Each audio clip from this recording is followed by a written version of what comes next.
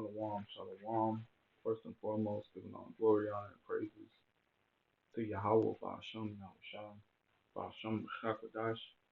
Double honors to the apostles and elders of great millstone who are well.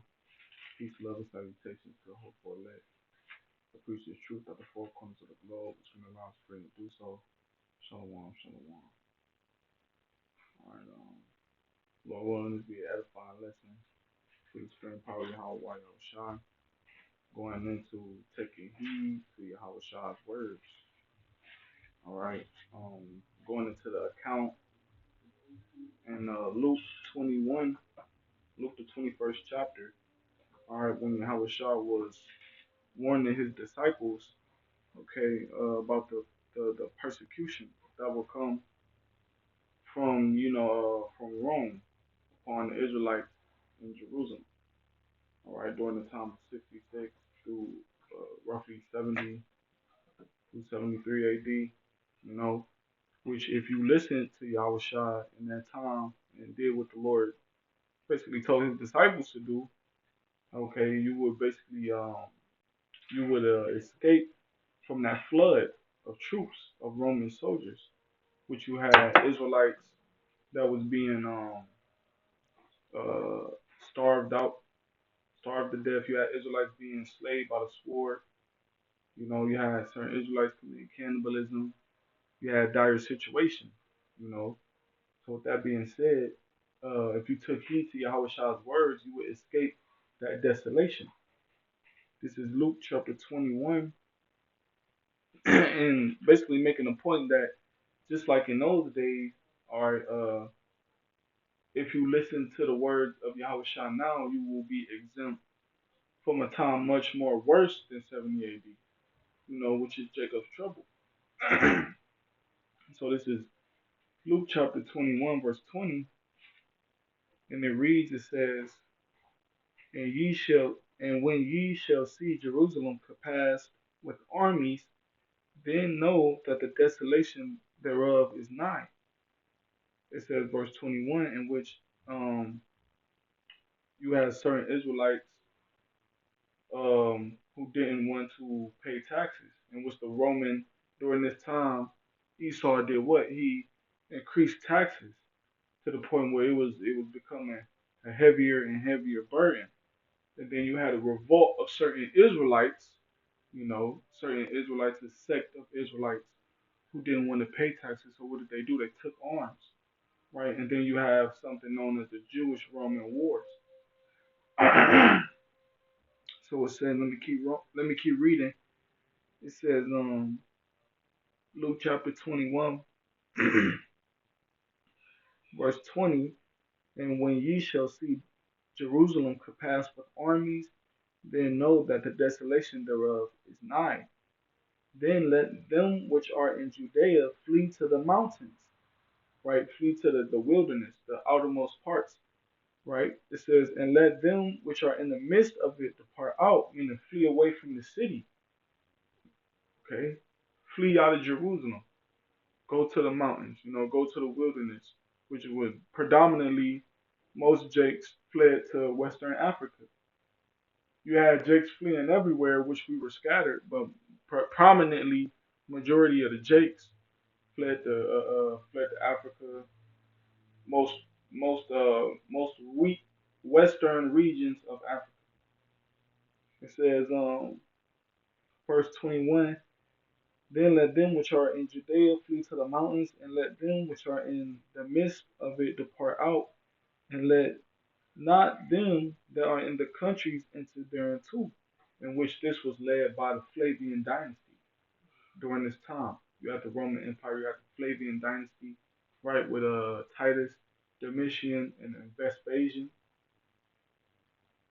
It says, first, yeah, let them, I keep reading the same verse over, and let not them that are in the countries enter thereinto, right, meaning don't even come into this land. Verse 22, for these be the days of vengeance, that all things which are written may be fulfilled, right, these prophecies, which this time period was prophesied in Daniel the ninth chapter, right, the abomination of desolations. So that means it had to come to pass. And during Yahawashi's time, this is when this came to pass. All right, I'm gonna go to this is Matthew chapter 22.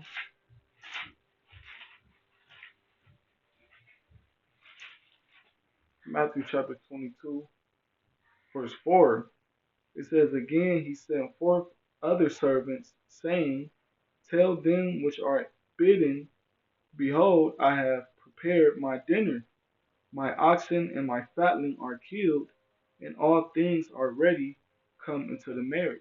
Right? And the point of this lesson is to take heed to the words of Yahweh Shah, right? And the Lord is doing what? He's preparing the kingdom for his elect first and foremost. You know, he's setting the foundation. He's giving the wisdom and knowledge back into the prophets. The prophets are rising up upon their feet.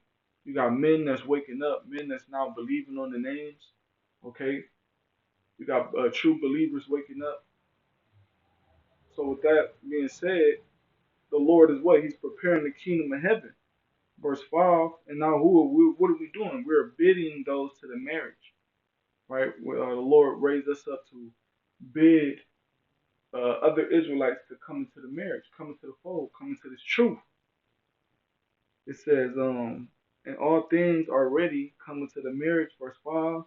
But they made light of it and went their ways, one to his farm, another to his merchandise, right? And even in the time of the Roman Empire, you had Yahawashi preaching the truth, doing miracles, man. You had the disciples right along with him. But you have majority of Israelites, what did they do? They made light of the message, right? They didn't take heed into the parables that Yahweh spoke. They didn't take heed into the miracles to believe and have faith in the Lord. They didn't take heed into the teachings and the doctrine of Yahweh. They made light of it, man. They refused it and despised it. Just like today, the prophets is risen up again. We coming in the name Yahweh, preaching that same doctrine of Yahweh, preaching the name Yahweh, right? And they refuse us for the same reason. Let me grab this real quick. Luke chapter 10, verse 16. Um, he that heareth you heareth me, right? So those who receive this word from the prophets, you receiving the word from Yahweh Shah. Okay. It says, and he that despiseth you despiseth me, and he that despiseth me despiseth him that sent me. And when you despise something, you reject it, you cast it off, you loaf it or hate it, right? So those who hate Yahweh Shai, they're gonna hate us. And ultimately they don't hate us, they hate Yahweh, the Heavenly Father, and Yahweh Shai. So of course we come in with that same message, that same spirit. They're gonna do unto us what they did unto Yahweh Shai, which is make light of the doctrine that we preaching, make light of the warning, right, that we're giving our people. Verse 5, but they made light of it and went their way, one to his farm, another to his merchandise. Everybody going into their ways into the world, right? Verse 6, and the remnant took his servants and entreated them spitefully and slew them. But when the king heard thereof, he was wroth and sent forth his armies and destroyed those murderers and burnt up their city. And see, and eventually that's when it's going to come down to, man. All right, in which that happened to those Israelites during the time of 70 AD that didn't take heed to Yahawashi Yahushua's word to flee into the mountains, to flee out of the, to flee out of Judea, to flee out of Jerusalem. Right, what ended up happening to them? They was destroyed. They was burnt up with the city. They died of famine. They died of starvation. They died by the sword. They died of pestilence. You know. And ultimately, in this time, what's the Lord going to do this time? This time, the Lord going to send fire upon the earth. This time, the Lord, Yahushua, going to actually come back with chariots, right? This time is going to be a nuclear war. So that's what's going to be the judgment for not taking heed, right, to the Lord's doctrine to the Lord's words. And not only that, it say that they slew his servants, right? It said they took his servants and treated for them and slew them. So ultimately, what's going to come down to, these people going to come down to desire to want to slay us, man. Why? Because we're coming in that same doctrine Yahawashi came in, right? And this doctrine doing what? Tearing down his kingdom, tearing down their comfortability. So they're going to desire to slay us. Why? Because we're bidding into the marriage. You know, this is Luke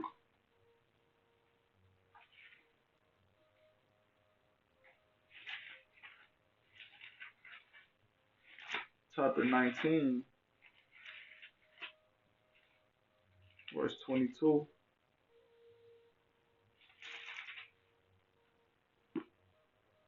Luke chapter 19, verse 22. It says, and he said unto him, out of thine, well, I'll start up some.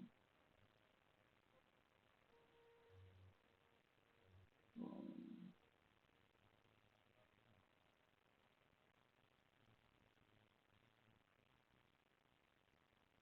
mm, no, Salakia. It's not.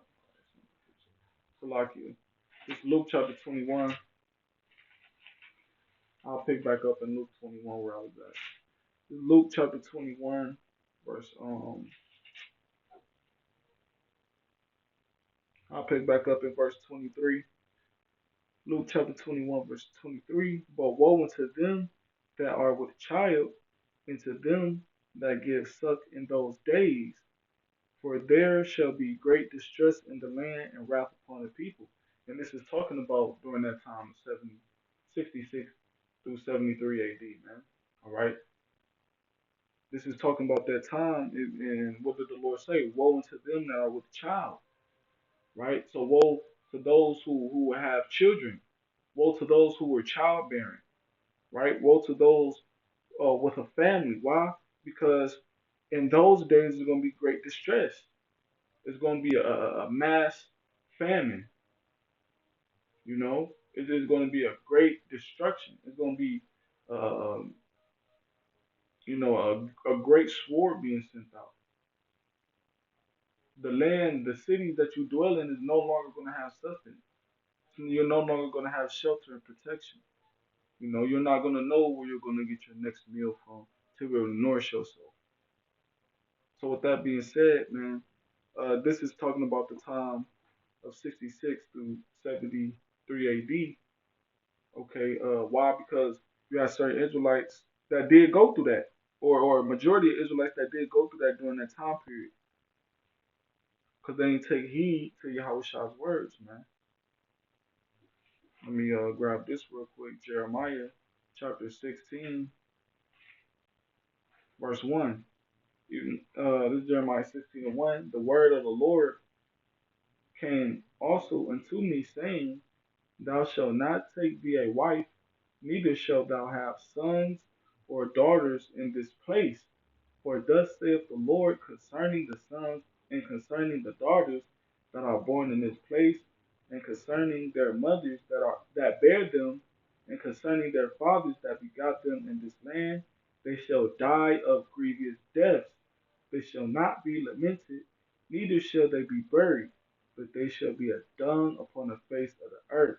You see, you know, it's talking about the Babylonian captivity, right? During the time of Babylon, when Jerusalem was besieged, but it also applies to the ancient Roman captivity as well, and it's going to apply to Jacob's trouble, man. Unless you take heed to the words of Yahweh Bashem Yahushua, these things are going to come upon you, man. You got certain people that's trying to build a family. Or we want to be Mr. Carl Winslow of the year and shit. Niggas want to be uh, motherfucking uh, Phil Banks of the year and shit. Father of the year. All in the family type spirit, man. Well, no, man. The living the American dream. Jake want to live that American dream, man. But you got to take heed to the prophecies, all right, that's already planned for this place, so that you can do what? You can hide yourself. The scripture talk about a prudent man foreseeth the evil and hideth himself, but the simple pass on. Two-thirds of our people are simple, and they're gonna be destroyed because of it. All right. So let me Salakia. Did I read that? Yeah, yeah. Kind of got the point in there. Let me keep reading in this Jeremiah 16, where I left off in verse 4. It says, "They shall die of grievous deaths. They shall not be lamented." Right? They're gonna be dying of the beast of the field. You're getting mauled to death by lions, tigers, and bears. You know, you're gonna be dying from the sword. Esau coming down with great wrath, just like in the time of 70 AD, right? Pestilences, diseases, and famines. It says they shall not be lamented, meaning ain't nobody gonna mourn for them. Ain't gonna be no funerals. Ain't gonna be no gatherings. Ain't gonna be no memorials, right? Neither shall they be buried. Ain't nobody even gonna take the time to bury you, man. Your body is gonna lay out. It says, but they shall be as dung upon the face of the earth, right? Just like how animals do their business, do the number two on the earth, and then fertilizes the ground, and that's how bodies just gonna be out here. You know, it says, and they shall be consumed by the sword and by famine, and their carcasses shall be meat for fowls of heaven and for the beasts of earth. See, and that's why the Lord said in Luke 21 and 23 during the ancient Roman captivity, woe unto them that are with child, because guess what? In the time of Jacob's trouble, the Lord is going to be delivering us. The Lord is going to deliver the elect in that great multitude, right? Women and children. The Lord is going to be delivering households of women and children and men, okay? But that's if you take heed to the words of Yahawashi, man. You grab this and I'm going to close out. Amen. This prophecy's popping off like popcorn, jumping off the pages, man. You know, you got the social credit system being set up in Canada, right? Which is going to roll out and issue in the MOTB. You got talks around the town about that now it's popular in America. They got different advertisements of the MOTB now. You know, they got they're introducing it on the news now, on mainstream media, on the news. They're introducing the MOTB. Not only that, but you got different people that's coming out and they're taking it. You know, you got different people and they're coming out and they have it. So that hey, the MOTB is making its way on being mandatory. Not only that, but you had the thing with the Key Bridge in Baltimore, which that bridge was one of the main bridges used for importing, you know, for trading in goods. That was one of the major bridges in the country. It's 13 of them, and that was one of them, man.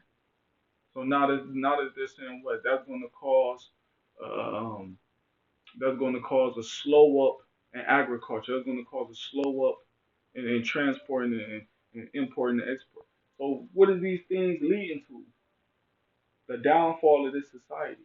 Okay, these are the things that these are the prophecies that Yahweh Shah warned us about. Now that we got it and we professing it to the world, man. So you have to take heed to it so that you could prepare the correct way spiritually. All right. This is Revelation chapter 20, I'm gonna close out on this. Revelation 20:7. And when the 1,000 years are expired, Shaitan shall be loosed out of his prison. And what is this talking about? During the time of the new Renaissance era. Okay, after the Dark Ages, you had the Edomites coming back into power, painting their likeliness and painting their images in the scriptures, right? So it says, verse 8, and shall go out to deceive the nations which are in the four quarters of the earth, right? And how did they do that? Through that Renaissance period, painting their likeliness in the scriptures. Not only that, but changing the images of the true depiction of our forefathers of Yahawashi, changing the names, changing the languages, right? Changing the times. Verse verse what is that? That's pretty much the point. It says Gog and Magog together. Verse 7, I'm gonna read it back. Verse 7, and when 1,000 years are expired, Shaitan shall be loosed out of his prison, and they shall go out to deceive the nations which are in the four quarters of the earth. And that's what Esau been doing ever since he's been loosed, right? Ever since that new Renaissance era, that's what he's been doing. He's been using his witchcraft, his deception, and his sword to deceive the nations. Okay, all the way up until this day, and he has waxing greater and greater. But now this truth is flourishing, and now he's losing it, man. It says Gog and Magog to gather them together to battle, right? Eventually, because what is it going to eventually turn into, man? All right, it's going to turn into World War III. It says the number of whom as the sand of the sea, and they went up to the breadth of the earth, and compassed the camp of the saints about in the beloved city, and fire came down from heaven, out of heaven. So like, and fire came down from Yahweh out of heaven and devoured them. Right? It says, verse 10, and the devil that deceived them was cast into the lake of fire and brimstone. And that's that once again that World War III, when the Lord is going to use these other nations, mainly Russia, to shoot nukes on this place and do away with America and Esau, right? And these other nations as well. They're going to shoot nukes on each other. Then Yahawashi going to come back with clouds, right, with chariots and a band of angels. And he's going to do the cleanup work, man, according to 2nd Ezra, the 13th chapter, right? And all of this is going to take place um, in Western Asia, also known as the Middle East. Okay, but it's really Western Asia. It says,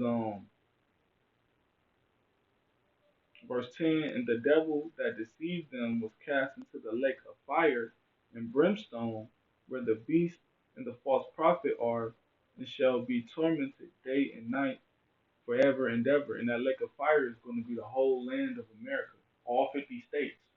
Okay, the whole land of America will be a lake of fire, right? And this beast system is going to go down with it. All right, all these other nations, they're going to lose their status and be under servitude and shackles under the Israelites, man. Okay, that's going to be the end all be all. But getting back to the point that taking heed to Yahweh's words, which is prophecy. And actually, I'm going to close out with this because I just said that. This is Revelation chapter 19 and verse 10. And I fell at his feet to worship him. And he said unto me, see thou do it not. I am thy fellow servant and of thy brethren that have the testimony of Yahawashi. Worship Yahweh, for the testimony of Yahawashi is the spirit of prophecy, right? In the words, this doctrine is the testimony of Yahawashi. This doctrine we preach is the testimony of Yahawashi, which is prophecy. Back to the title of the lesson, taking heed to Yahweh's words. or taking heed to prophecy. All right. So with that being said, Lord, what is the edifying lesson? Giving our glory, honor, and praise to Yahweh, Bahasham, Yahawashi, Bahasham, Wachakodash. Double honors to the apostles and elders once again who were well within the ministry and taught us this mouth to the truth. Peace, love, and salutations to the hopeful elect that preach this truth throughout the four corners of the globe, risking their lives and freedom to do so. Shalom, shalom, Kwam, Yashua.